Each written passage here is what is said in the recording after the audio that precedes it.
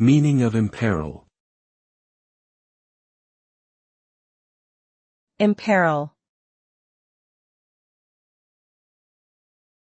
Imperil.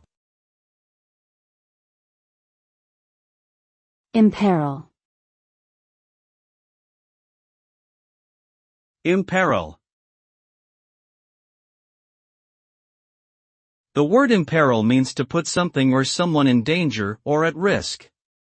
When something is imperiled, it faces the possibility of harm, damage, or destruction.